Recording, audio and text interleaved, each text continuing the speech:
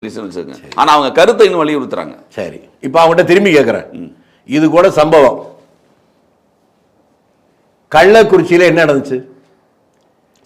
கள்ளச்சாராயம் குடிச்சு இது 40 பேர் 69 பேர் செத்தானா?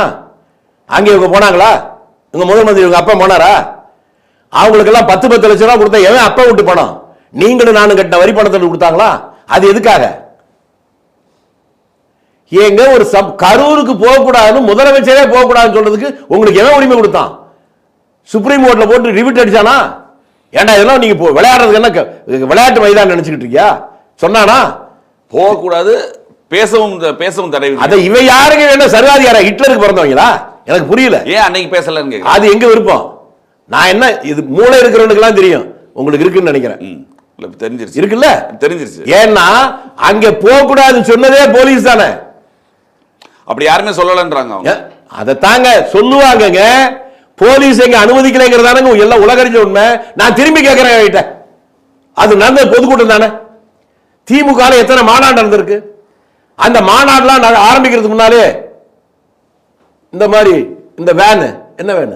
ஆம்புலன்ஸ் 10 ஆம்புலன்ஸ் 15 ஆம்புலன்ஸ் இந்த மாநாடு நடக்கிறப்போ நின்று இருக்கா? பாதுகாப்புக்காக கூட வந்திருக்கலாம். ஏதாவது ஆயிப்போச்சுன்னு வச்சுக்கோங்களேன். அதை தாங்க நான் சொல்றேன். இது யாரு கொண்டு வந்தது?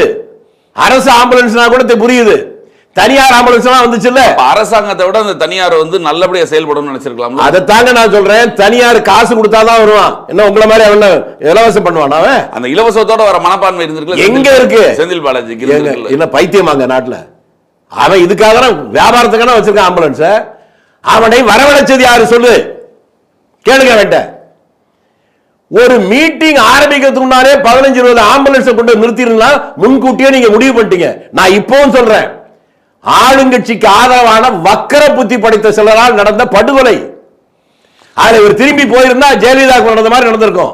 ஒரு காலத்தில் லாரி விட்டு அடிச்சாங்களா ஜெயலலிதாவை, அது மாதிரி இவரையும் உள்ள போட்டு மிதிச்சிருப்பான் விஜயையும்.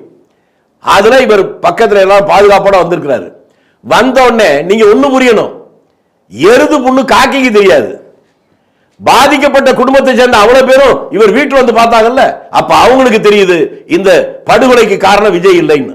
அதனாலதான் வீட்டுக்கு வந்தாங்க. அது மக்களுக்கு புரியும். நீங்க என்னதான் கத்துனாலும் கதறினாலும் நீங்க இந்த குற்றத்திலிருந்து தப்ப முடியாது. சரியான ஆர்கனைஸ் பண்ணல. ஒரு வாட்டர் பாட்டில் கிடையாது, உணவுகள் கிடையாது. பாவம் அவங்க ரொம்ப கஷ்டப்படுறாங்க. அத்தனை மக்கள் கூடி தானே அவங்க குற்றம். அவன் இஷ்டப்பட்டு தானே வந்தான், இஷ்டப்படாம இல்லையே. நீங்க காசும் பிரியாணியும் கொடுத்தாலும் உங்க கூட்டத்துக்கு வர்றான். அது ஒண்ணுமே கொடுக்காம அவன் வர்றான். அந்த வயிற்றுச்சலுக்கு யாரும் பண்ண முடியும்? அவங்க ரெடி பண்ணி எல்லாமே கையில வச்சுட்டு பாக்கெட் பாக்கெட்டா கொடுத்து வச்சிருக்காங்க.